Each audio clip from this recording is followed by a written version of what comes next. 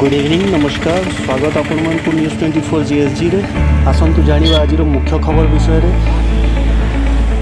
ढेंकानाल जिला सुलक्षणा देवी सरकारी उच्च विद्यालय ढेंकानाल ठारे प्रधान शिक्षयित्री श्रीमती मिनती देहुरी तत्वावधान में स्वच्छता पक्ष पालन करा जायतिला। एही कार्यक्रम को एनसीसी ऑफिसर श्रीमती मानसी बाला महंत, सुलेखा राउत, स्नेहालता त्रिपाठी, कन्याकुमारी टिया परिचालित करथिले।